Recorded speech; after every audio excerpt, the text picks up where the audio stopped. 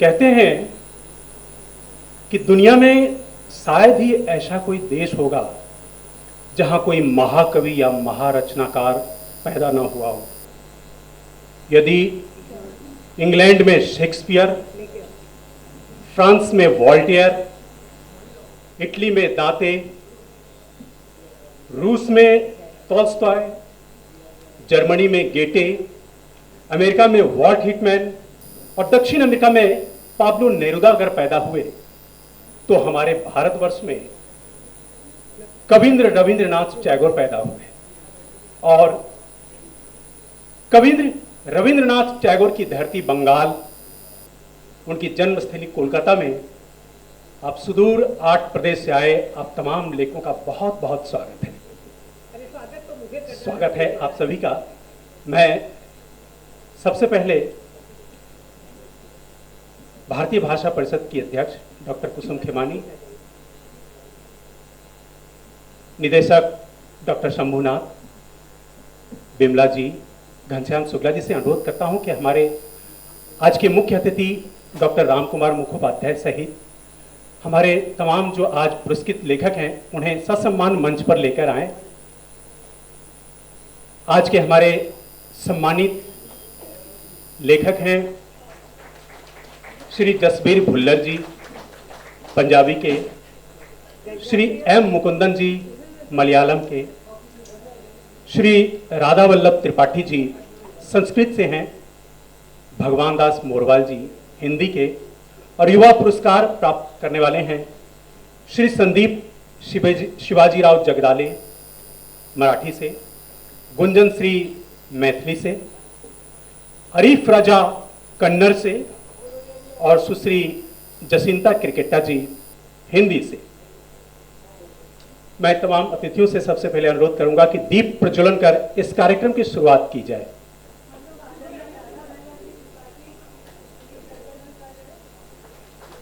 दीप प्रज्वलन करते हुए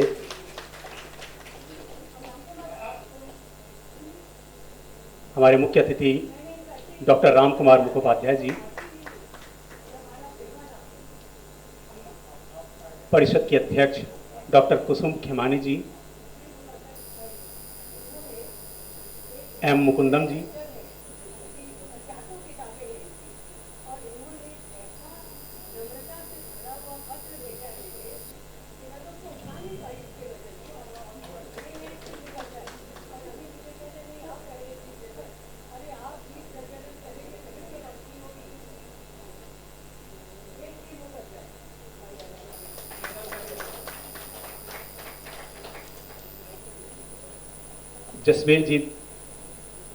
जसवीर सिंह भुल्लर जी,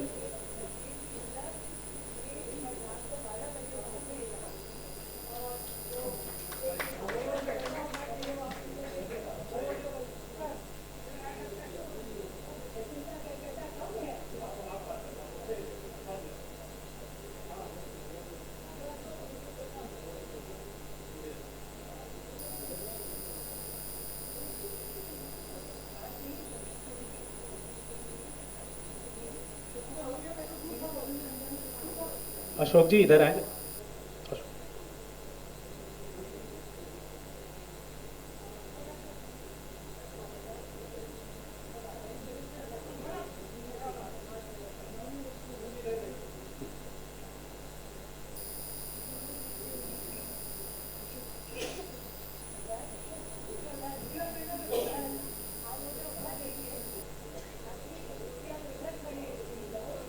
ले आइए, कार्ड ले आइए फेब्रुआरी।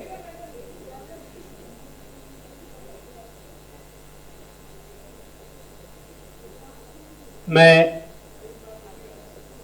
अनुरोध करूंगा अपने विद्वानों से कृपया स्थान ग्रहण करें। मैं भारतीय भाषा परिषद के वित्त सचिव श्री घनश्याम जी शुक्ला से अनुरोध करूंगा कि सबसे पहले आज के मुख्य अतिथि डॉक्टर राम कुमार मुखोपाध्याय जी को शॉल पुष्प स्तबक देकर उनका सम्मान करें।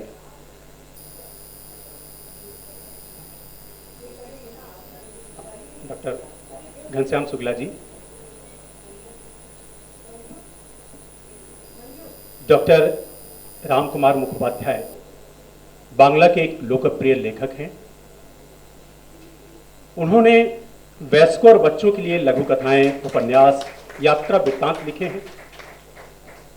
अपने कैरियर की शुरुआत उन्होंने भारत की साहित्य अकादमी के सहायक संपादक के रूप में की थी। 14 वर्षों तक वो पूर्वी भारत के सचिव भी रहे। वह साहित्य अकादमी के बंगाली सलाहकार बोर्ड के फिर सह संयोजक बने। वे भारतीय भाषा परिषद के अध्यक्ष भी रहे हैं। उन्होंने कई बंगाली लघु पत्रिकाओं में भी योगदान दिया है। 14 लघु कहानियों का उनका पहला संग्रह 1984 में कोलकाता में मादोले नोतुन बोल शीर्षक से प्रकाशित हुआ था और 1993 में इनका पहला उपन्यास चौरोने थानोरे प्रकाशित हुआ। 10 से अधिक उनके उपन्यास हैं। उन्हें उनके उपन्यास धनपति की सिंघल यात्रा के लिए 2013 में आनंद पुरस्कार मिला है। आपका बहुत बहुत स्वागत है डॉक्टर राम कुमार मुखोपाध्याय जी। अब मैं भारतीय भाषा परिषद की अध्यक्ष डॉक्टर कुसुम खेमानी से अनुरोध करूंगा कि आएं और स्वागत वक्तव्य दें। डॉक्टर कुसुम खेमानी। आदरणीय गुरुजनों, प्रिय मित्रों, हम आज हॉल में श्रोताओं की कमी को और दर्शकों की कमी को कोई उल्हना नहीं देंगे, क्योंकि बाहर जो गर्मी पड़ रही है उसके बावजूद आप लोग यहाँ पधारे, ये परिषद का सौभाग्य है। और इस बात का परिचायक है कि आप लोग कितने बड़े साहित्य प्रेमी हैं कि लू के थपेड़े खाकर भी आप यहाँ पधारे हैं। वरना किसको क्या पड़ी है, कौन कहाँ लिख रहा है और कहाँ छप रहा है, पर आप लोग आए, ये हमारे लिए परम सौभाग्य की बात है। हम आपका तहे दिल से स्वागत करते हैं। और मैं हमेशा महसूस करती हूँ कि जब आप जैसे सरस्वती पुत्र हमारे बीच में आते हैं तो अपने साथ मौसम भी लाते हैं। जैसे मुझे तो ऐसा लग रहा है कि जब से ये साहित्यकार आए हैं, ये बरसती लू में भी मुझे तो बसंत की अनुभूति हो रही है। इनका आगमन, इनकी विनम्रता, इस सब में আমি তোমাকে বলছি ক্যালকাটা অটো মানে এরকম বসবে না। तो ये ऐसा है कि सचमुच ये परिषद का सौभाग्य है कि आज हमारे साथ इतने सारे साहित्यकार जुड़े हुए हैं और वो हमारे आह्वान पर आते हैं। मित्रों, लोग कहते हैं भारत नदियों का देश है, वो तो है ही, सब जानते हैं। मैं मानती हूँ कि भारत भाषाओं का देश है। आप ये देखिए कि ऐसी कौन सी भाषा है जिसमें यहाँ साहित्य नहीं रचा जा रहा है। हम सही कहते हैं कि जब कभी हम पुरस्कार के लिए चयन करते हैं तो हमारा मन करता है कि हम 20-25 पुरस्कार दे दें। ऐसा सुंदर लिख रहे हैं कलकत्ता में रहने वाले साहित्यकार कि हमारा मन ही नहीं भरता। पर हर कार्यक्रम की सीमा होती है, इसलिए उसके तहत फिर हम अपने पर काबू कर लेते हैं।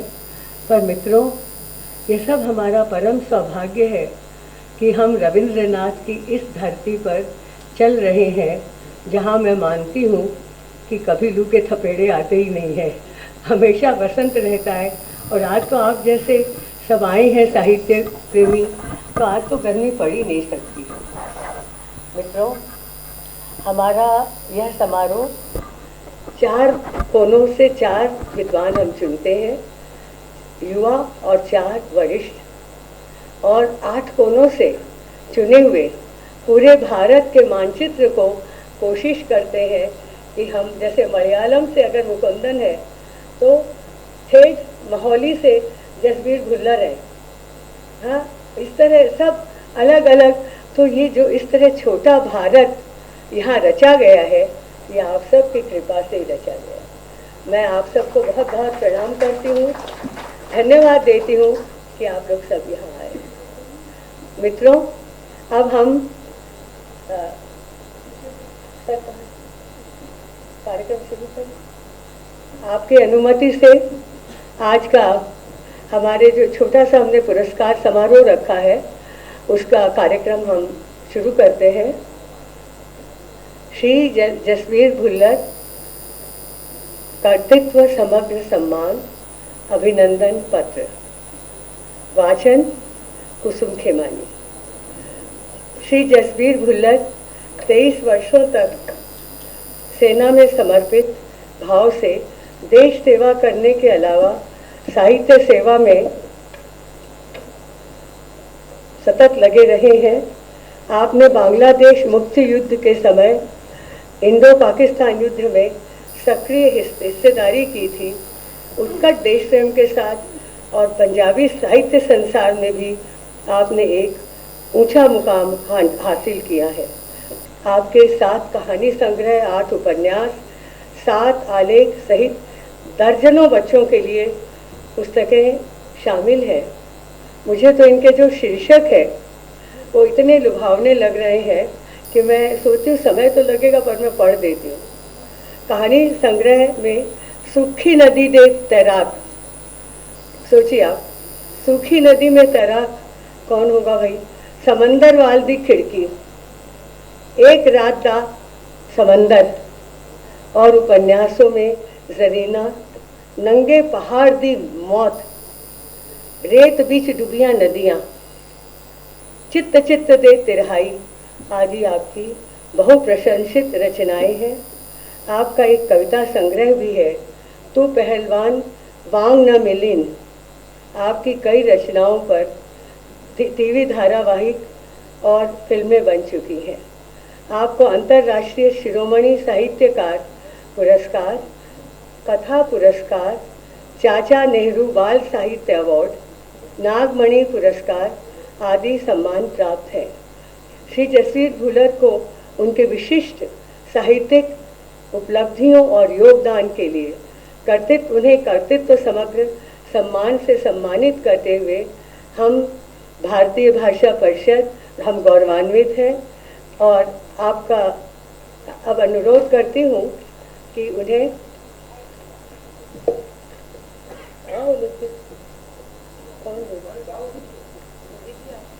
संजीव, ये आपसे है पुरस्कार, आइए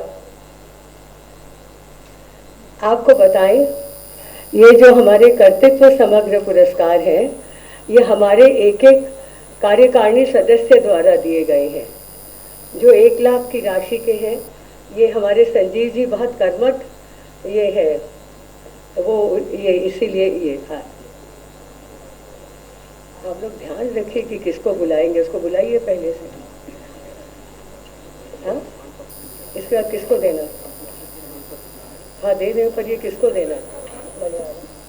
राम कुमार जी से अनुरोध है कि मान चिन्ह देकर उनका सम्मान करें। हाँ हाँ हाँ, मान चिन्ह देकर उनका सम्मान करें, पुष्प स्तबक प्रदान करें।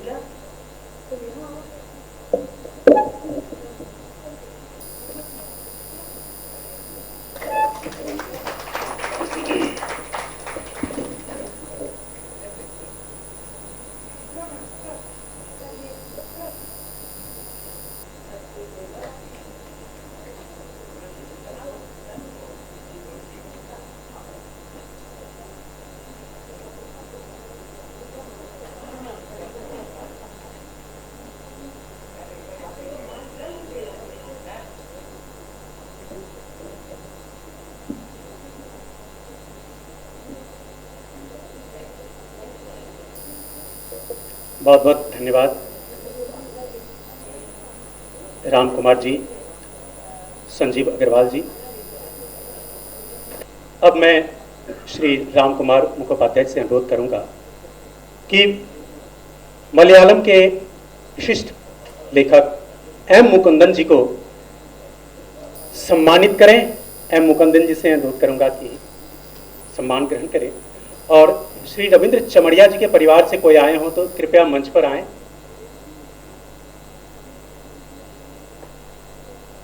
मैं और मानपत्र वाचन करेंगी डॉक्टर कुसुम खेमानी जी।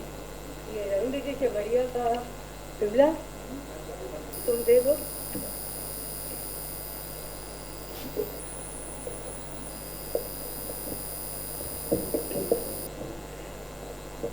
श्री एम मुकुंदम, जैसा इनका नाम है मुकुंद, वैसे ही ये है। ये प्रथम दृष्टया इनका परिचय मुझसे यही है। इन्होंने एक ऐसा पत्र लिखा जो कोई साहित्यकार तो किसी को लिखता ही नहीं है। साहित्यकार तो मान के चलते कि हम समझदार हैं, आप बेवकूफ़ हैं, और उन्होंने तो हमें समझदार बता दिया और खुद को बेवकूफ़। ऐसा विनम्रता से भरा पत्र मित्रों मैंने आज तक नहीं देखा, जो श्री मुकुंदन ने हमको स्वीकृति में भेजा। मैं उनको बहुत प्रणाम करते हुए उनका अभिनंदन पत्र पढ़ती हूँ। मलयालम कथा साहित्य के साहित्याकाश के दैदीप्यमान नक्षत्र है एम मुकुंदन। आपकी कई कृतियों का संबंध आपकी मातृभूमि माहे से है, जिसे आप असीम प्यार करते हैं। मलयालम साहित्य में आपकी विशेष प्रतिष्ठा आपके आधुनिकता बोध के प्रवर्तक के रूप में जानी जाती है। आपने फ्रेंच दूतावास में सांस्कृतिक सलाहकार के रूप में लंबे समय तक कार्य किया है और राजनयिक क्षेत्र में नए कीर्तिमान स्थापित किए हैं। श्री एम मुकुंदन की विशेषता है कि उन्होंने साहित्य और विचारधारा के साथ कला के महत्व को भी प्रमुखता से स्थापित किया और अपनी कई कालजयी कृतियों से मलयालम साहित्य ही नहीं, भारतीय साहित्य को भी समृद्ध किया। भारतीय साहित्य को इसलिए समृद्ध किया कि इनकी अद्यतन रचनाओं का अनुवाद विश्व की विविध भाषाओं में हुआ है। ये ऐसा मील का पत्थर है जिसने भारत को प्रतिष्ठित कर दिया है विश्व में। मलयालम में आपके 20 से अधिक उपन्यास प्रकाशित हैं और कहानी संग्रह भी 20 से अधिक ही हैं। 1992 में आपको अकादमी का पुरस्कार मिला। आपके 3 उपन्यासों पर मलयालम में फिल्म बनी है। आप अपनी कालजयी कृतियों से मलयालम जनमानस में अपना उच्च स्थान बना चुके हैं तथा कथा जगत को निरंतर समृद्ध कर रहे हैं। मैं एक छोटी सी बात बताऊं कि जब हम लोग ये नाम इकट्ठे करते हैं तो हम लोग इनके बारे में पता करते हैं। तो मैंने सुमुद पीवी से पूछा कि तुम्हारा इनके बारे में क्या विचार है। बोले आप क्या फालतू बात करती हैं, मुझसे पूछ रही हैं उनके बारे में। अरे मैं हूँ कौन जो उनके बारे में बताऊंगा। ये इनकी प्रतिष्ठा है, इतने ये बड़े राइटर हैं। श्री एम मुकुंदन को कर्तृत्व समग्र सम्मान से अलंकृत कर भारतीय भाषा गौरव का अनुभव करती है। श्री मुकुंदन।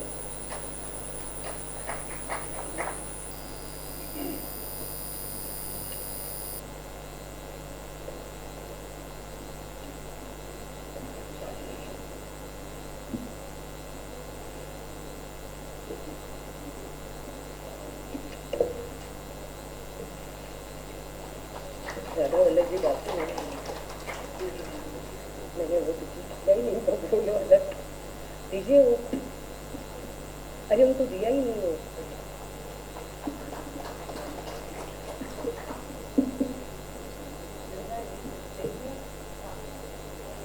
मानचिन्ह प्रदान करते हुए डॉक्टर राम कुमार उपाध्याय मंच पर सहयोग करते हुए विमला पोद्दार जी। दीदी आपको बुला रही है, जरा प्लीज जाइए।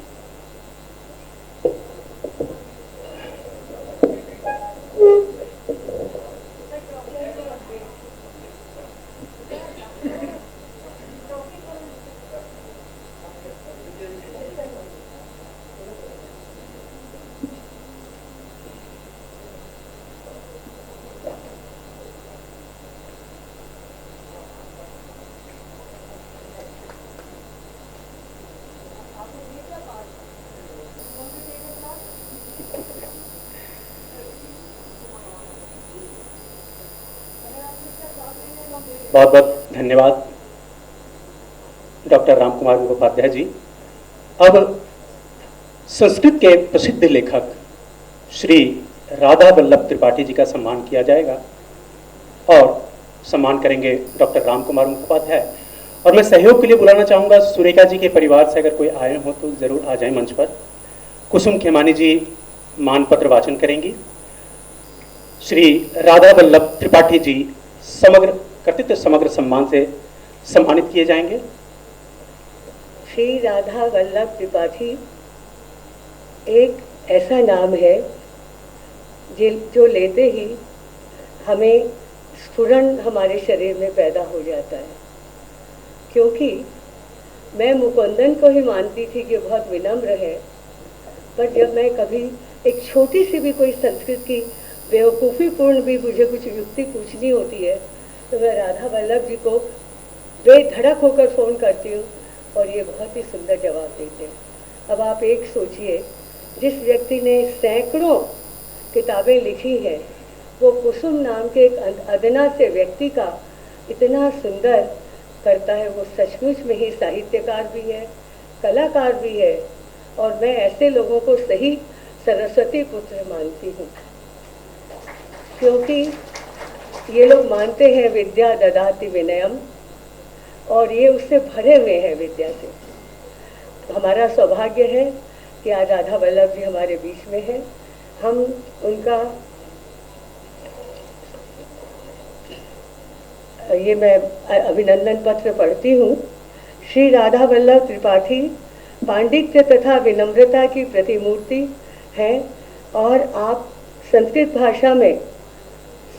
भाषा में अपने आधुनिक काव्य सृजन के लिए जाने जाते हैं। माने आमतौर पे बातें विरोधाभास की लग सकती हैं, लोग कहेंगे संस्कृत में तो कुछ नया लिखा ही नहीं जा रहा है, लेकिन राधा वल्लभ जी ने इसे घटाया है और उतने ही संस्कृत साहित्य की गवेषणा, आलोचनात्मक विमर्श और संस्कृत ग्रंथों की टीका व्याख्या के लिए भी प्रसिद्ध है। आपका एक महत्वपूर्ण कार्य संस्कृत कविता की लोकधर्मी परंपरा पर है, जो 2 खंडों में है। आपने आदि कवि वाल्मीकि, भारतीय नाट्य शास्त्र की परंपरा और नए नए साहित्य शास्त्र पर ऐसे ग्रंथों की रचना की है जो अद्वितीय और भारतीय ज्ञान भंडार के अनमोल रत्न है।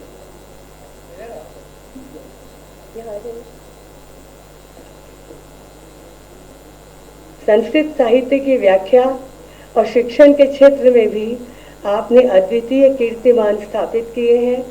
आपकी विद्वता की स्वीकृति संस्कृति तथा हिंदी दोनों में है। मेरे समझ में तो समस्त भारतवर्ष में ही है। श्री राधा वल्लभ त्रिपाठी ने साहित्य की महान परंपराओं की नई व्याख्या कर अंतर्राष्ट्रीय स्तर पर विद्वानों का ध्यान आकर्षित किया है और भारत का गौरव बढ़ाया है। इस प्रकार वे एक विश्व दृष्टि संपन्न साहित्यकार हैं। आपने नाट्य शास्त्र विश्वकोश के निर्माण के अलावा हिंदी साहित्य ज्ञानकोश में भी अमूल्य योगदान दिया है, जिसके लिए संपूर्ण साहित्य जगत आपका कृतज्ञ है। श्री राधा वल्लभ जी त्रिपाठी को कर्तृत्व समग्र सम्मान प्रदान करते हुए भारतीय भाषा परिषद अत्यंत गौरवान्वित है। चलो लेके चलो, चलो।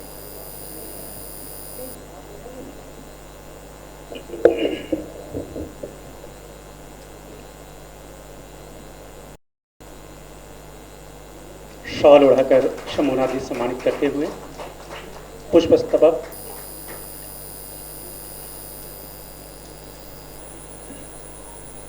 मानचिन्ह प्रदान करेंगे डॉक्टर रामकुमार मुखोपाध्याय।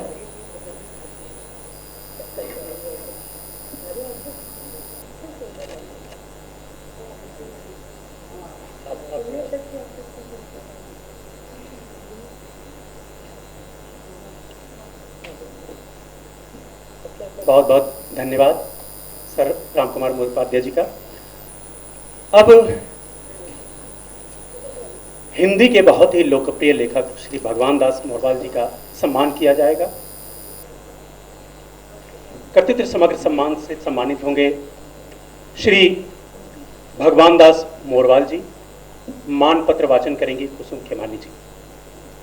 श्री भगवान दास मोरवाल जी और सम्मानित करेंगे डॉक्टर राम कुमार मुखोपाध्याय जी। कर्तृत्व समग्र सम्मान अभिनंदन पत्र श्री भगवान दास मोरवाल। हिंदी कथा जगत को जनपदीय जीवन पर आधारित अपने श्रेष्ठ उपन्यासों और कहानियों से समृद्ध करने वाले भगवान दास मोरवाल दीर्घ काल से इस देश के उपेक्षित और वंचित समुदायों को साहित्यिक वाणी प्रदान करते आए हैं। आप एक संवेदनशील सजग हिंदी कथाकार के रूप में न केवल सुपरिचित हैं, बल्कि आपने उपन्यास विधा को अनेक ऊंचाइयां प्रदान की हैं।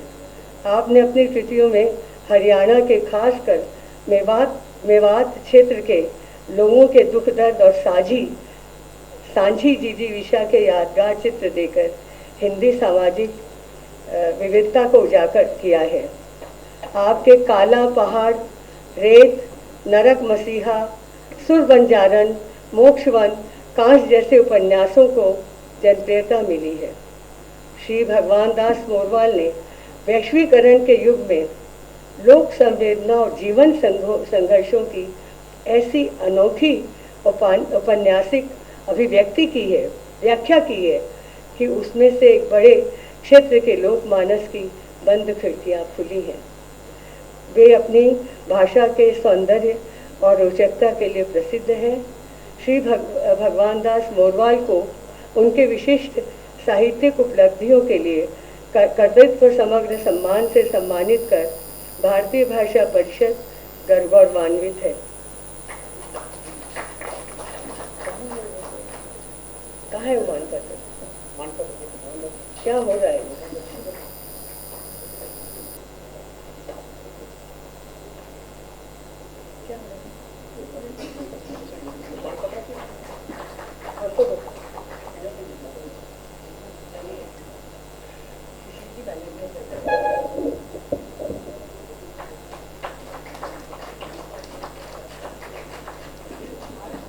मानपत्र प्रदान करती हुई डॉक्टर कुसुम खेमानी जी।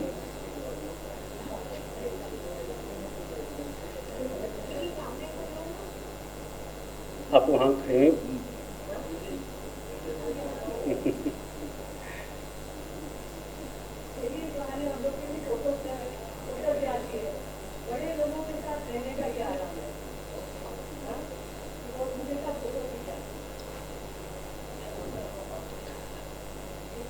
धन्यवाद राम कुमार जी। मैं डॉक्टर कुसुम खेमानी जी से अनुरोध करूंगा स्थान ग्रहण करें। और आपको बता दूं श्रोताओं एवं मंच पर उपस्थित हमारे विद्वान कि अब तक कर्तृत्व समग्र सम्मान से लगभग 80 लेखक यहां सम्मानित हो चुके हैं और इतने ही युवा पुरस्कार से भी सम्मानित हैं। अभी मलयालम के एम मुकुंदन जी पुरस्कृत हुए। उन्हें बताऊं कि एम.टी. वासुदेवन नायर, टी. पद्मनाभन भी यहां से सम्मानित हो चुके हैं। पंजाबी से सुरजीत पातर, मोहिंदर कौर गिल, मोहनजीत सम्मानित हो चुके हैं। अब मैं इसके बाद युवा पुरस्कार से सम्मानित होंगे हमारे जो युवा यहां उपस्थित हैं। और सबसे पहले युवा पुरस्कार से सम्मानित होंगे श्री संदीप शिवाजी राव जगदाले। बहुत ही कठिनाई से यहाँ पहुंचे हैं। 14 घंटे लेट थी इनकी ट्रेन।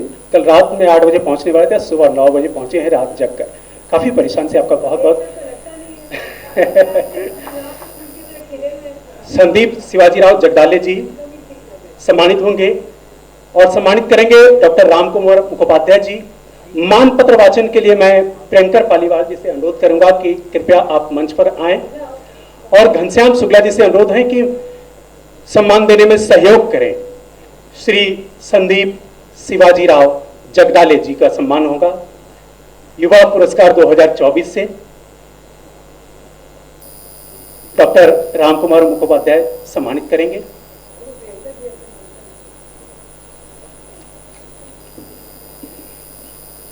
मान पत्र वाचन करेंगे प्रियंकर पालीवाल जी। भारतीय भाषा परिषद युवा पुरस्कार 2024 श्री संदीप शिवाजीराव जगदाले। मराठी की युवा पीढ़ी के प्रखर कवि श्री संदीप शिवाजीराव जगदाले मराठी साहित्य की एक महत संभावना के रूप में देखे जा रहे हैं। आपने अपनी कविताओं के संसार में लोक संवेदना और प्रतिवाद के स्वर को विशेष महत्व दिया है। आप 2021 में प्रकाशित अपने कविता संग्रह असो आता चार्ट से विशेष तौर पर चर्चित हुए। आपकी कविताओं का अनुवाद हिंदी सहित कई भाषाओं में हो चुका है। आपको बहिणाबाई चौधरी काव्य पुरस्कार तथा केदारनाथ सिंह स्मृति पुरस्कार सहित कई सम्मान मिल चुके हैं। श्री संदीप शिवाजीराव जगदाले को युवा पुरस्कार से सम्मानित करते हुए भारतीय भाषा परिषद गौरव का बोध करती है।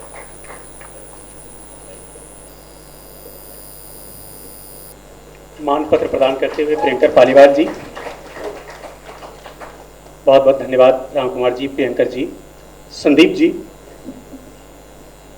इसके बाद हम सम्मानित करने जा रहे हैं युवा पुरस्कार से मैथिली के कवि कथाकार श्री गुंजन श्री जी का। गुंजन श्री जी मधुबनी से संपर्क रखते हैं, मधुबनी जिला, लेकिन रहते हैं नोएडा में और मीडिया से काफी जुड़े हुए हैं।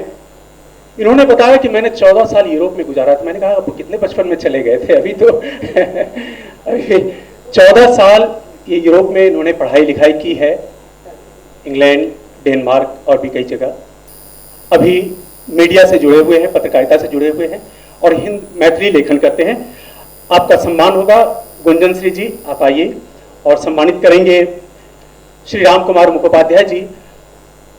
बिमला पोद्दार जी उन्हें सहयोग करेंगी और मान पत्र वाचन करेंगी सुधा झुंझुनवाला जी। सुधा झुंझुनवाला जी।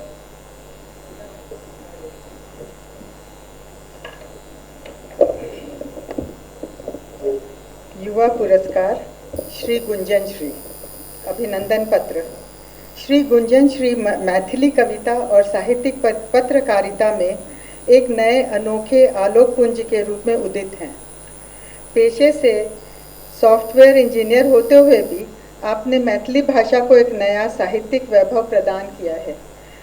आप अपने चर्चित कविता संग्रह तरहत्थी पर समय के अलावा मैथिली भाषा में अपने विशिष्ट शोध ग्रंथ भारतीय स्वतंत्रता आंदोलन में मिथिला के दलित समाज के योगदान के लिए भी जाने जाते हैं। आपका लघु कथा संग्रह है प्रेमक टाइमलाइन। आपकी क्लासिकल फ्यूजन ऑफ विद्यापति शीर्षक से संगीत एल्बम तैयार करने में विशिष्ट योगदान है। आप मैथिली की नई संभावना के जाज्वल्यमान प्रतीक हैं। श्री गुंजन श्री को युवा पुरस्कार से अलंकृत कर भारतीय भाषा परिषद गौरव का बोध करती है।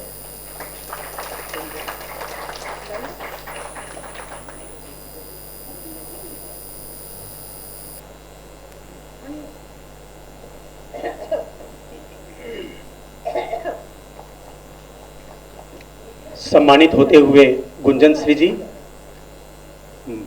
शॉल उड़ाकर सम्मान करती हुई बिमला पोद्दार जी।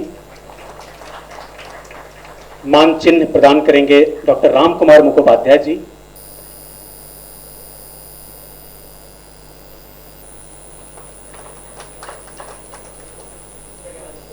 एवं पुरस्कार राशि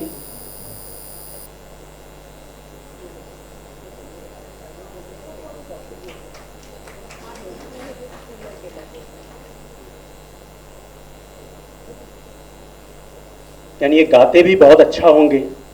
कभी मौका मिला तो उनका गीत भी सुना जाएगा। गुंजन श्री जी।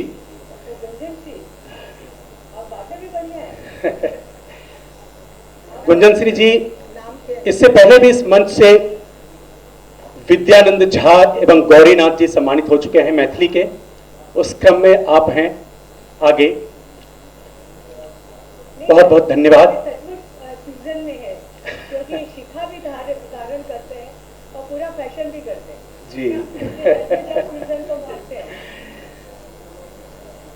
अब जो अगला नाम है श्री अरिफ राजा जी। अरिफ राजा जी की कहानी भी अद्भुत है। अरिफ राजा जी रायचूर जिले से आते हैं और वहां से इनको बेंगलोर आने में 12 घंटे का सफर करना पड़ा है। फिर बेंगलोर से यहां फ्लाइट से आए हैं, फिर जाएंगे, फिर 12 घंटे का सफर करके बस से जाएंगे वहां से वहां। एक स्कूल में टीचर होने के बाद इन्होंने अपनी पढ़ाई लिखाई आगे पूरी की और फिर प्रोफेसर बने। अरिफ राजा जी का सम्मान होगा युवा पुरस्कार 2024 से। अरिफ राजा जी आप कन्नड़ के लेखक हैं और कन्नड़ के इससे पहले भी यूआर अनंत मूर्ति, गीता नागभूषण और चंद्रशेखर कंबार भी सम्मानित हुए हैं इस मंच से। डॉक्टर राम कुमार मुखोपाध्याय उन्हें युवा पुरस्कार 2024 से सम्मानित करेंगे। और मानपत्र वाचन के लिए मैं पूजा गुप्ता से अनुरोध करूंगा कि पूजा जी आप मंच पर आए और मानपत्र का वाचन करें। सहयोग के लिए मैं भारतीय भाषा परिषद के निदेशक डॉक्टर शंभुनाथ जी से अनुरोध करूंगा कि पुरस्कार प्रदान करने में सहयोग करें, शॉल उड़ाएं। पूजा जी।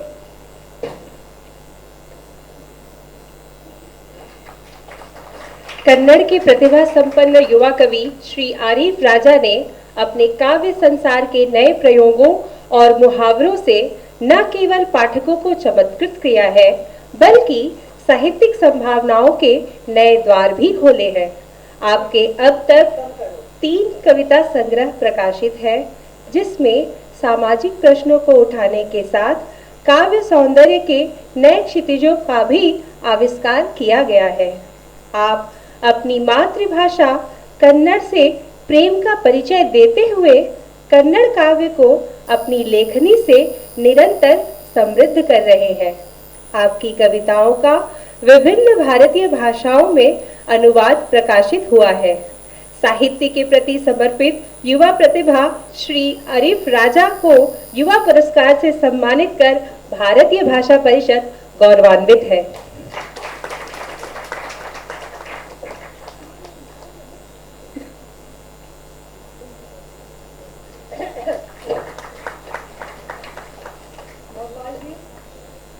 बहुत बहुत धन्यवाद राम कुमार जी। आरिफ राजा जी कन्नड़ के कवि हैं। इनसे मैंने कहा कि मुझे कन्नड़ सीखना है तो उन्होंने कहा कि 7 दिन में सिखा दूंगा, केवल 7 दिन में। तो मैं इनसे टेक्निक जानूंगा और कन्नड़ सीखूंगा। कन्नड़ में इन्होंने बताया कि 35% जो शब्द हैं वो संस्कृत के हैं, तो सीखने में बहुत आसानी है। तो हम लोग जरूर सीखें दक्षिण भारतीय भाषा। अब सम्मानित होंगी हिंदी की लेखिका, युवा लेखिका सुश्री जसिंता किरकिट्टा जी। जसिंता किरकिट्टा जी भी हमारे दोस्तों में काफी विख्यात हैं। इनका ईश्वर और बाजार हमने कई लोगों को पढ़ाया है। बहुत अद्भुत काव्य है, कभी पढ़िएगा। जसिंता किरकिट्टा जी और आप मंच पर आए। युवा पुरस्कार 2024 से सम्मानित होंगे और डॉक्टर राम कुमार मुखोपाध्याय से कहता हूं कि एक बार और आप आइए। और मैं परिषद के अध्यक्ष डॉक्टर कुसुम खेमानी जी से अनुरोध करूंगा कि आप शॉल उठाएं उन्हें से।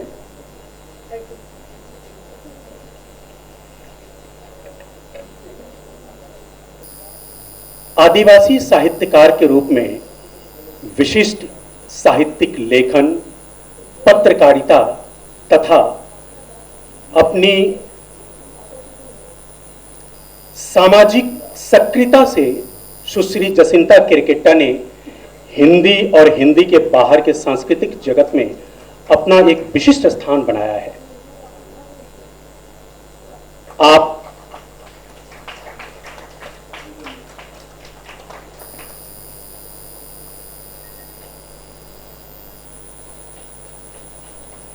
पुस्तक प्रदान करती हुई डॉक्टर कुसुम खेमानी जी।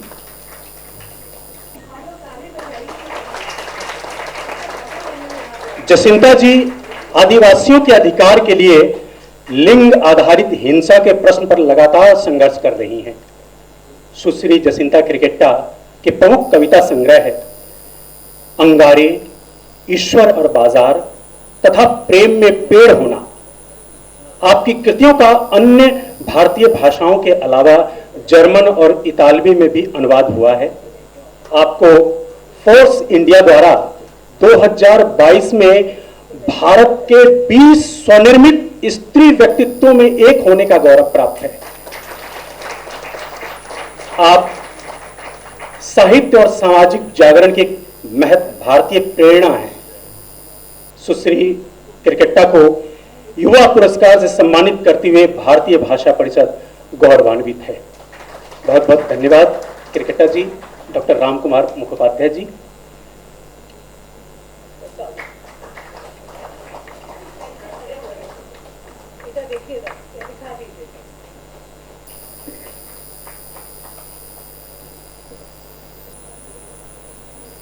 हाँ, एक घोषणा जो देखिए मैं विस्मित हो गया, ये मैंने शेयर भी किया था अपने इनके वॉल से। इन्होंने जो आज 51,000 की राशि इन्हें जो मिली है, इन्होंने घोषणा की है कि इस राशि का ये आदिवासी बच्चों के लिए खर्च करेंगे और उनकी शिक्षा पर इस राशि को प्रदान करेंगे। वाकई आपके इस महत् कार्य के लिए बहुत बहुत धन्यवाद, शुक्रिया जसिंता जी।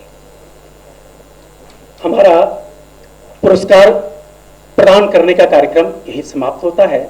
अब मैं मंच पर उपस्थित हमारे मुख्य अतिथि डॉक्टर राम कुमार मुखोपाध्याय से अनुरोध करूंगा कि आएं और अपना मुख्य अतिथि का वक्तव्य दें।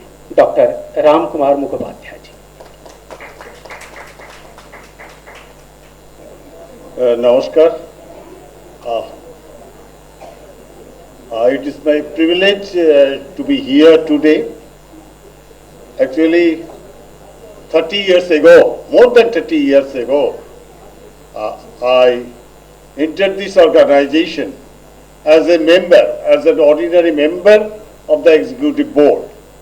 Then I became the vice president, then the president, and now I am the chief guest. And once you enter this organization, you never can exit it. So it is a lifetime achievement, this organization, and so I am emotionally involved with, attached with this organization. কিন্তু অনেকে বুঝবেন না, মালায়ালাম এরা বুঝবেন না, এটাই অসুবিধে। আর राम कुमार मुखोपाध्याय एक मूर्धन्य लेखक है। तो हम जब इनको पुरस्कार देना चाह रहे थे तो एक बाधा आई कि अध्यक्ष है तो परिषद इनको पुरस्कार कैसे दे। तो मैंने इनसे कहा कि आप हमारे इस्तीफा दीजिए। तो ने कहा मैं तो ऐसे भी दे दूंगा, पर ये बोले कारण क्या। मैंने कहा आप इस्तीफा दीजिए ना, फिर बात करेंगे।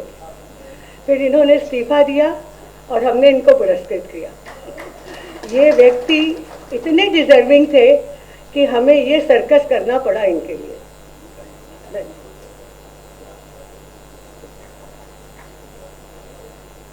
Just one thing, if later on I will speak in Bengali, just a few lines in English. You know, our postal address is 36A Shakespeare Sorori, but our mental address is very big. That is the whole of India. For every year, we are awarding writers from 8 languages, and almost all the major writers in India have received the Bhasha Parishad Award in the last 50 years. And the magazine, Bhagarth, which is written by Professor Shambhunath, is the director of this organization that is recognized throughout the country. So we publish, and he has also edited one course, Sahitya course, that is also very significant, a 4-volume Sahitya course.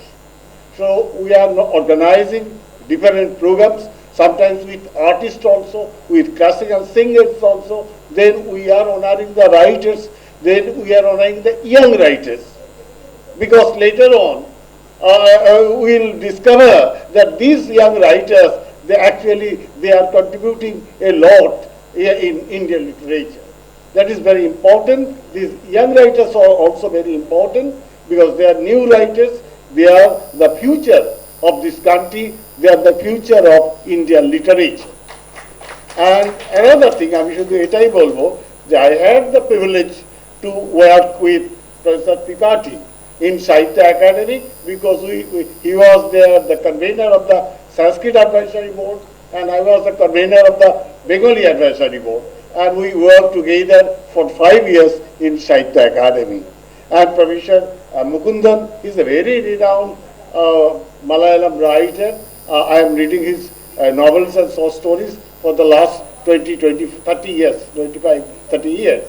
And Radha Vallabh is a very renowned poet and he is a very renowned scholar. He is known throughout the country.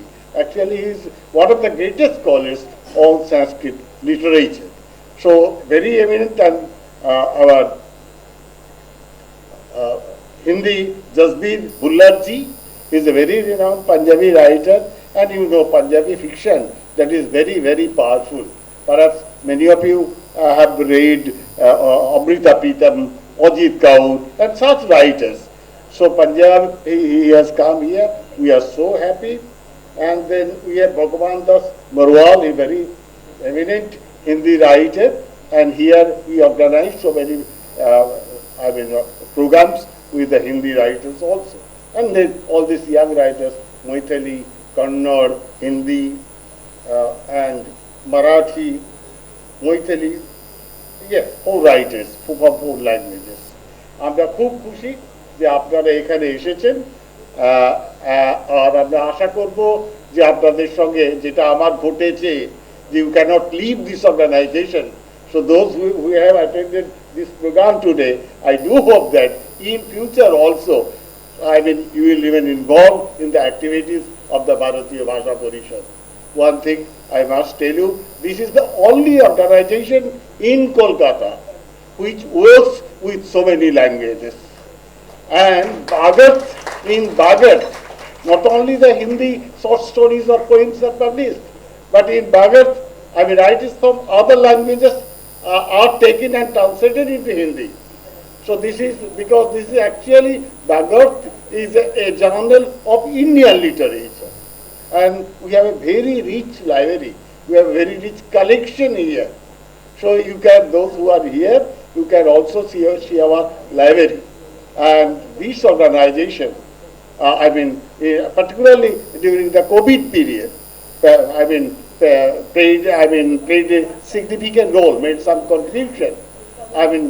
So that people could get some relief from the disease or from suffering. So we are so happy that you have come here. We are so happy. Actually, Somunaji telephoned me that who can give the award this time, this Bhasha Parishad award. I gave him a number of names, and finally he selected the name of the proposer. So I gave him other names, but finally, so this is the thing. This is my attachment with the organization. They love me, and that is why I am here, and they love you also. That is why you are here. Thank you.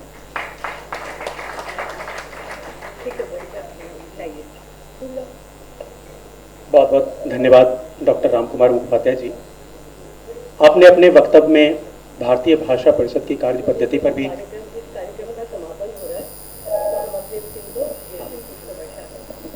पुष्प वर्षा अभी पुरस्कृत लेखों पर कुसुम जी कहेंगी। यह यहाँ की एक परंपरा रही है।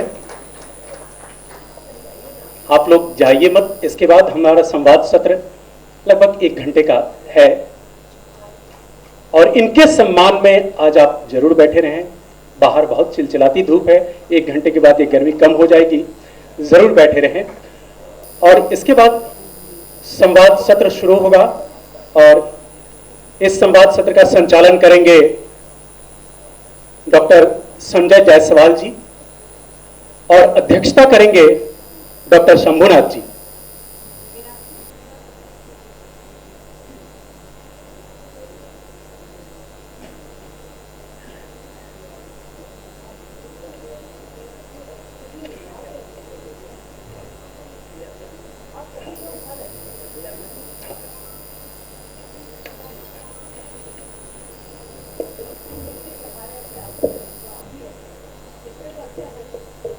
धन्यवाद सुशील कांति भैया। भारतीय भाषा परिषद द्वारा आयोजित इस पुरस्कार सम्मान समारोह में आप सभी का हार्दिक स्वागत है। पुरस्कार समारोह के पश्चात अब हम सुनेंगे पुरस्कृत विद्वानों की वो बातें जो उनकी रचनात्मकता के साथ जुड़ी हुई है। वर्तमान सभ्यता और मेरी रचनात्मकता, इस संवाद पर्व में हमारे पुरस्कृत विद्वान अपनी बातें रखेंगे।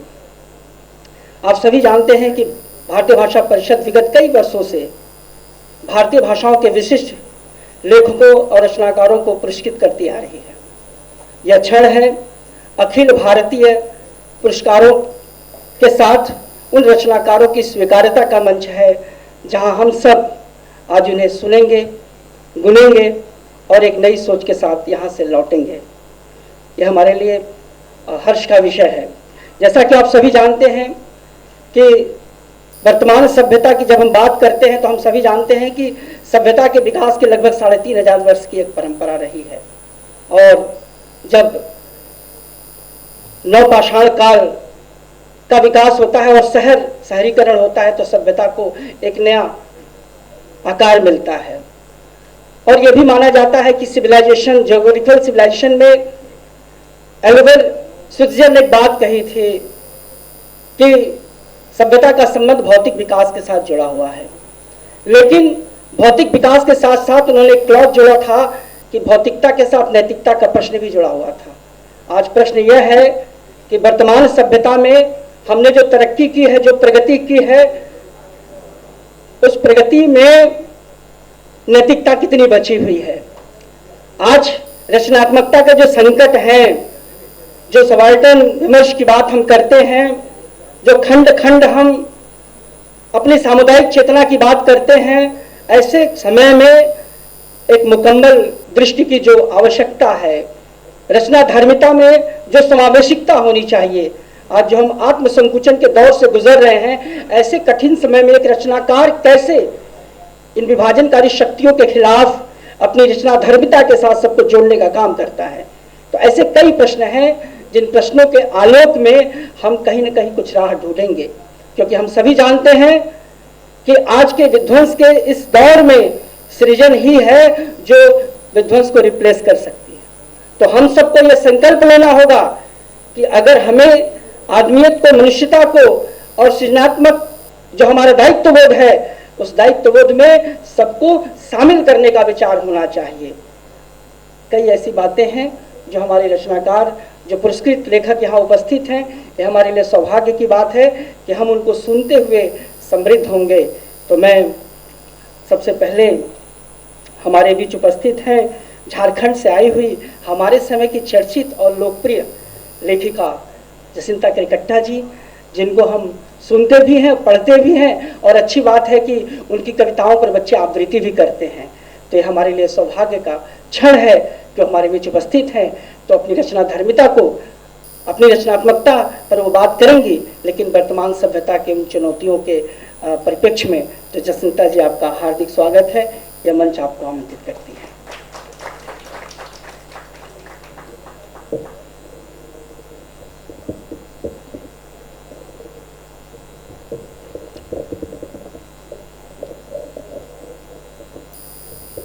आप सभी को जोहार।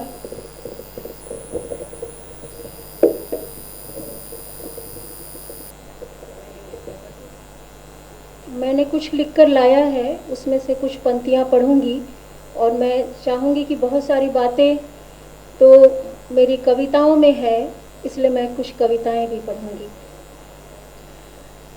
सबसे पहले मैं भारतीय भाषा परिषद का धन्यवाद करती हूँ कि परिषद ने 2024 के युवा पुरस्कार के लिए मुझे चुना है। पुरस्कार देने वालों को ही नहीं, पुरस्कार लेने वालों को भी एक चुनाव करना पड़ता है। इसलिए मैं यह कहूँगी कि यह परिषद देश की विविधता, इसकी विविध भाषा संस्कृति को बढ़ावा देने के लिए जिस तरह काम कर रही है, उनके विचारों के साथ खड़ा रहना जरूरी है। इसलिए मैं इस विचार के साथ आज यहाँ पर खड़ी हूँ।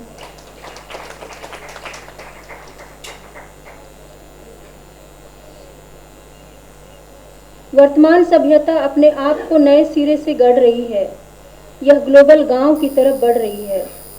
अब तकनीक के युग में पूरी दुनिया एक दूसरे को प्रभावित कर रही है।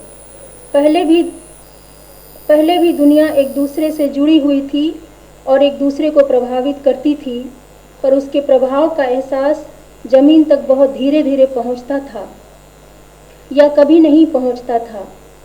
लोग अपनी अपनी दुनिया में जीते थे और बहुत से ऐसे प्रभावों के बारे नहीं जानते थे जो सीधे सीधे उन पर पड़ता है।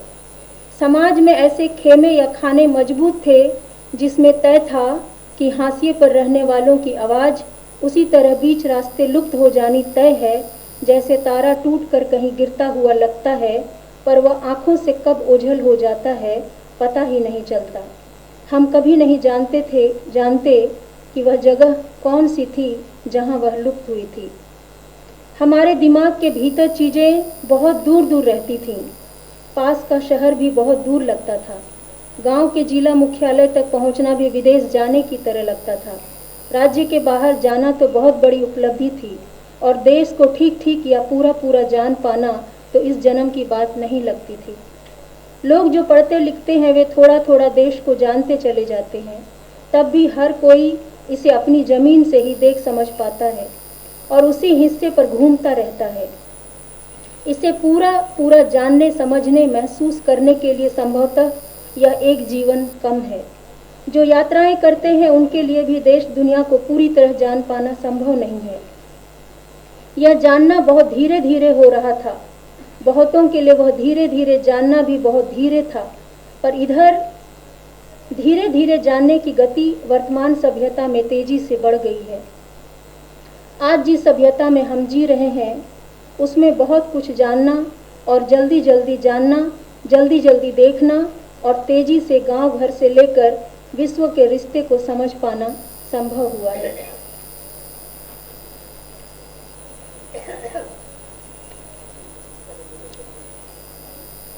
यह एक ऐसा समय भी है जब इस जानने के साथ अपने भीतर और अपने बाहर अकेले भी और सामूहिक रूप से भी यह स्वीकार करने का समय है कि हमारी शैक्षणिक संस्थाएं, व्यवस्थाएं हमें इंसानियत का पाठ नहीं पढ़ाती। हम व्यवस्था में पालतू बनाए जाने के लिए तैयार किए जाते हैं और हम में से कुछ बहुतों को हाँक सके इसके लिए प्रशिक्षित होते हैं। उन्हें बाकियों से अधिक पद, प्रतिष्ठा और पैसा दिया जाता है ताकि वे याद रखें कि वे किस काम के लिए प्रशिक्षित या शिक्षित किए गए हैं। यह स्वीकार करना कि हम पूरी तरह और ठीक तरह भी समाज को, देश को, महसूस को नहीं जानते हैं, इसे दिल से स्वीकार भी नहीं करते हैं। यह भाव ही हमें दूसरों को देखने, समझने, महसूस करने के नए रास्ते दे सकता है और इसी रास्ते से इंसानियत का भाव मजबूत हो सकता है। इसी भाव से हम अपने अपने पूर्वाग्रहों से बाहर निकलकर अपने पड़ोसियों के साथ खड़े हो सकते हैं। अपने आसपास जहाँ भी अन्याय है, गैर बराबरी हो, यह स्वीकार कर सकते हैं कि ये सारी बातें गलत हैं। यहीं से हम अपने गांव में रहते हुए, किसी कस्बे में रहते हुए, शहर में रहते हुए विश्व में दूसरे लोगों के न्याय के लिए भी खड़े हो सकते हैं। वर्तमान समय में लोग यह कर पा रहे हैं। इन सब के बावजूद आज नए तरीके से दीवारें खड़ी की जा रही हैं। तकनीकों की दुनिया में जो इसका प्रयोग कर सकता है वह तेज़ी से आगे जा सकता है, पर जो समाज इसका प्रयोग ठीक से नहीं कर सकता वह और भी हाशिए में धकेल दिया जा सकता है। वह तकनीकों को ठीक से नहीं जानने या उसका प्रयोग सही तरीके से नहीं जानने के कारण हिंसा, अपमान, भ्रष्टाचार का शिकार हो रहा है। इस दौर में क्लास का खांचा और ऊंचा हो, मजबूत हो और उस खांचे से बहुतों को बाहर कैसे रखा जाए, इस दिशा में भी तकनीक अपनी भूमिका निभा रहा है। मसलन एक बड़ा तबका यह आकलन करने से वंचित रहता है कि किस तकनीक का दूरगामी प्रभाव समाज पर नकारात्मक रूप से पड़ेगा और उसके बचाव का रास्ता क्या है। इस दौर में तेज गति से भागती तकनीकी दुनिया में हाशिए का समाज किस तरह प्रभावित होगा, किस तरह प्रयोगशाला बनाया जाएगा, उसके दूरगामी दुष्परिणामों से अनभिज्ञ रहेगा, यह सब कुछ पहले से ही तय है। अब नए तरीके का वर्ग संघर्ष भी है, पर पहचान का संघर्ष, जाति धर्म का संघर्ष और तेज हुआ है। इसने वर्गीय संघर्ष की तरफ से बहुतों का ध्यान छुपा लिया है। अब पता ही नहीं चलता कौन किसके खिलाफ लड़ रहा है और कौन किसके साथ मिला हुआ है। शोषित समाज को शोषक ही एक दुश्मन दिखाता है और लोग अपने आसपास ही उस दुश्मन की तलाश करने लगते हैं। आज बहुसंख्यकों को यह विश्वास दिलाया गया है कि वे ही विक्टिम हैं। इस काम में तकनीकों ने बड़ी भूमिका निभाई है।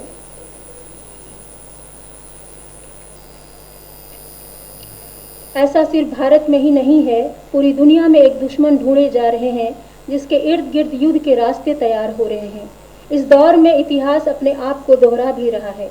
धरती पर इंसानों का बोझ बढ़ता ही जा रहा है और उस बोझ को कम करने के लिए तकनीकों के माध्यम से नए तरीके की महामारियों के आने के नए रास्ते भी खुल रहे हैं।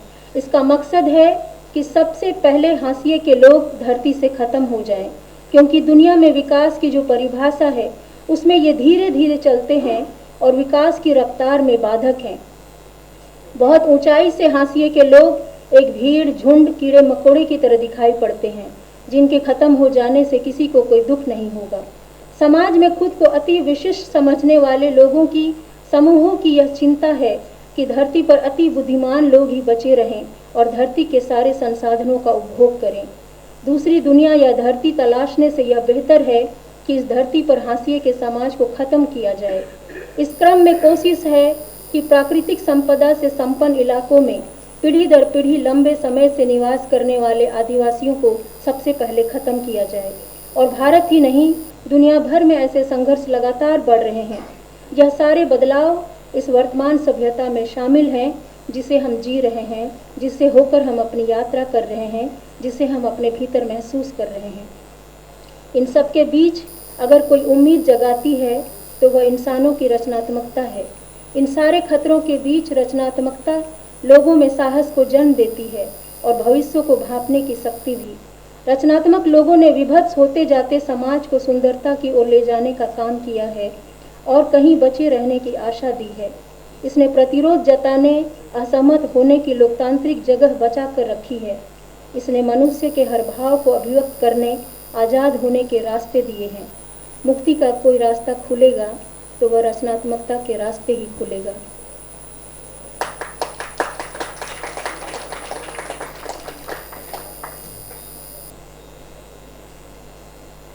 कुछ कविताएं मैं पढ़ूंगी। शहर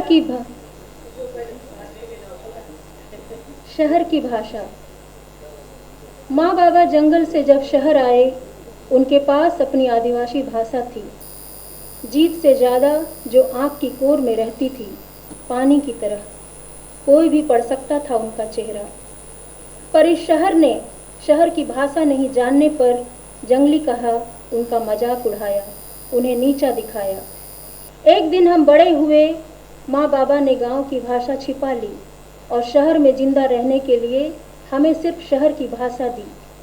पर इस शहर ने फिर अपनी मातृभाषा नहीं जानने पर हमारा मजाक उड़ाया, हमें नीचा दिखाया। एक दिन हमने जाना, दरअसल बात यह नहीं है कि हम क्या जानते और क्या नहीं जानते हैं। असल बात है कि इस शहर को एक ही भाषा आती है, अपने से भिन्न हर मनुष्य को हमेशा नीचा दिखाने की भाषा। आज हम दुनिया की तमाम भाषाओं में कहना चाहते हैं अपनी बात, पर संदेह है कि यह शहर समझता है अपने से भिन्न किसी भी भाषा की बात।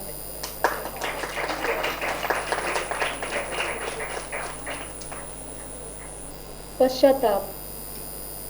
माँ से बाबा ने कभी प्रेम नहीं जताया, इसलिए हम भी कभी बाबा से प्रेम नहीं कर पाए। इस बात के लिए भी उन्होंने हर बार माँ को ही जिम्मेदार ठहराया। एक दिन हमने महसूस किया, बाबा को माफ़ किया जाए, अपना दिल साफ किया जाए। इसलिए जब वे बूढ़े होने लगे, हमने उनको फिर से संभाल लिया और लगा इस तरह पश्चाताप किया। पर बहुत दिनों तक एक बात सोचते रहे, हर स्त्री हर बार हर आदमी को इसी तरह माफ़ करती है, उनके लिए अपना दिल साफ करती है, पर वे जो इस धरती पर जीवन भर स्त्रियों के साथ इंसाफ नहीं करते हैं, आखिर वे किधर जाकर पश्चाताप करते हैं।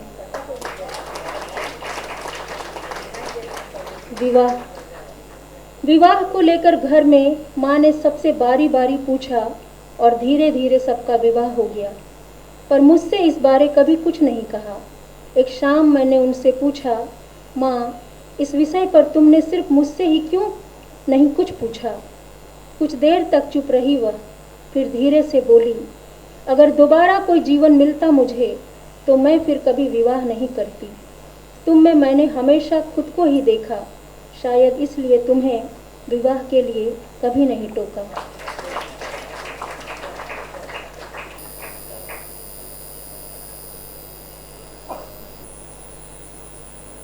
पेड़ों ने तुमसे क्या कहा? पेड़ों ने तुमसे पेड़ लगाने को नहीं कहा, बस अपने हिस्से की ज़मीन छोड़ने को कहा, जहां अपने तरीके से वे उग सकें। पर तुम उनके हिस्से की ज़मीन पर जमे रहे और पेड़ लगाओ धरती बचाओ का नारा लगाते रहे। जिंदा रहने के लिए सांस लेकर भी अभी तुम बड़ी मुश्किल से सांस छोड़ने का अभ्यास कर रहे हो। पेड़ों के हिस्से की धरती छोड़ देना क्या तुम्हारे बस की बात है? क्यों महुए तोड़े नहीं जाते पेड़ से? माँ, तुम सारी रात क्यों महुए के गिरने का इंतज़ार करती हो? क्यों नहीं पेड़ से ही सारा महुआ तोड़ लेती हो? माँ कहती है, वे रात भर गर्भ में रहते हैं, जन्म का जब हो जाता है समय पूरा, खुद ब खुद धरती पर आ गिरते हैं। भोर ओस में जब वे भीगते हैं धरती पर, हम घर ले आते हैं उन्हें उठाकर। पेड़ जब गुजर रहा हो सारी रात प्रसव पीड़ा से, बताओ कैसे डाल हिला दे जोर से, बोलो कैसे तोड़ ले हम जबरन महुआ किसी पेड़ से। हम सिर्फ इंतज़ार करते हैं, हम सिर्फ इंतज़ार करते हैं इसलिए कि उनसे प्यार करते हैं। एक अंतिम छोटी सी कविता है, इंतज़ार। वे हमारे सभ्य होने के इंतज़ार में हैं, वे हमारे सभ्य होने के इंतज़ार में हैं और हम उनके मनुष्य होने के। धन्यवाद। जोहार।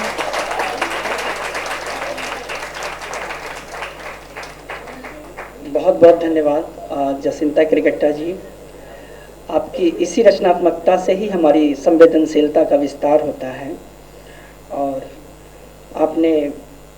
आपके विचार हमें सोचने समझने के लिए एक नई दृष्टि देते हैं, उनके प्रति परिषद कृतज्ञता ज्ञापित करती है। अब मैं कर्नाटक से आए हुए चर्चित युवा कवि श्री आरिफ राजा से आग्रह करता हूं कि वे आएं और अपनी बात रखें। आपका हार्दिक स्वागत है आरिफ राजा जी।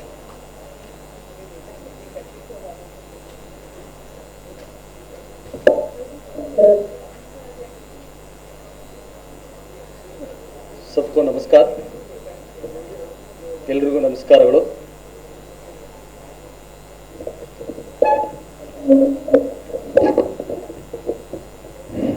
सबको मेरा नमस्कार।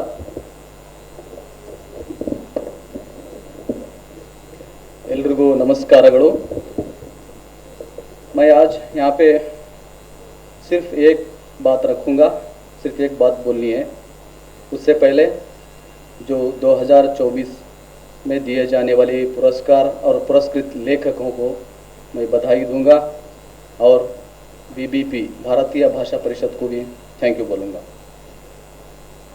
एक बात आपके सामने रखना चाहूँगा, वो बात मेरे लिए बहुत रिलेवेंट है, ज़रूरी है, सिर्फ वही बात बोलना है। जो काव्य न्याय मतलब पोएटिक जस्टिस और उसके साथ और एक चीज़ है संवैधानिक न्याय, constitutional justice.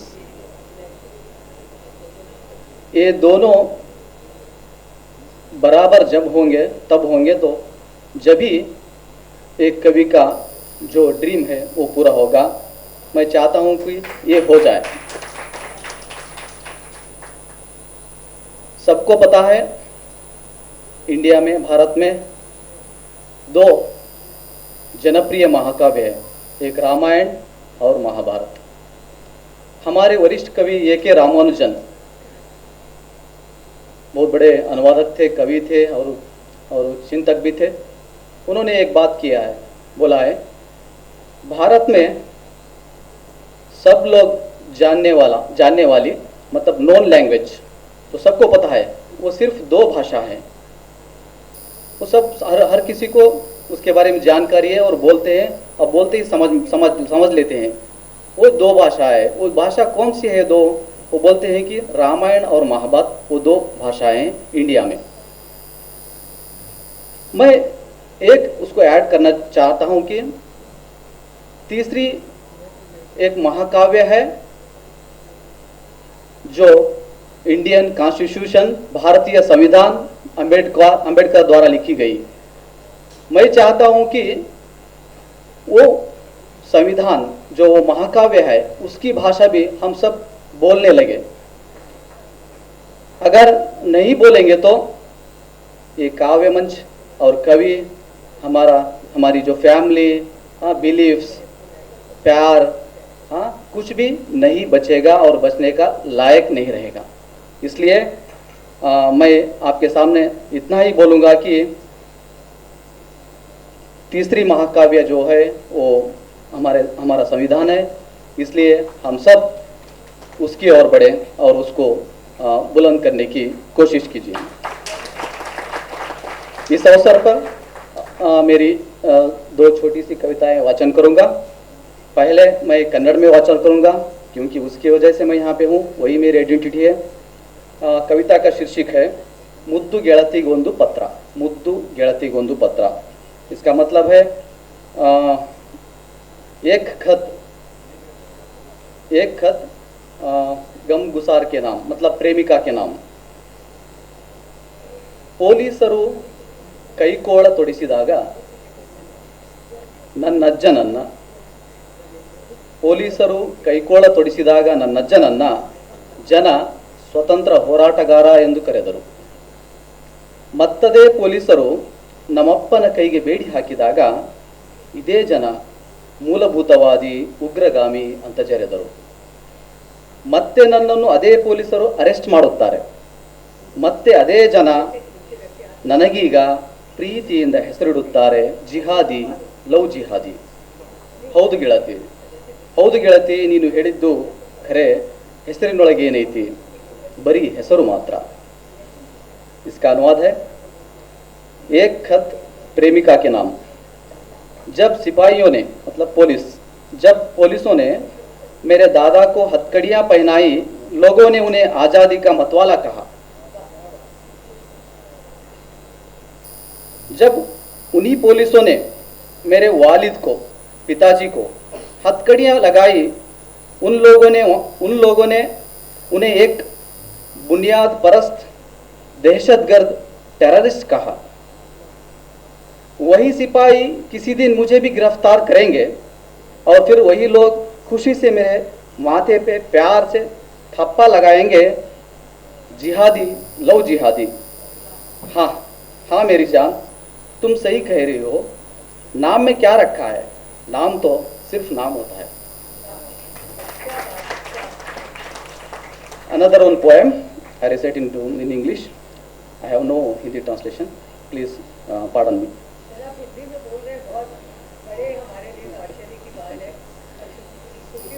Thank you. An incomplete kiss. अपूर्ण चुंबन.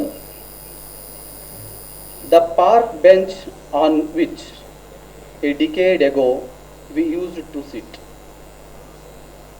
The park bench on which a decade ago we used to sit may have been discolored and disappeared, dilapidated. Yet the half kiss you hurriedly planted on my lips, filled as you were with anxious disbelief, is still warm. Even now, yet the park bench on which a decade ago we used to sit may have been discolored and dilapidated.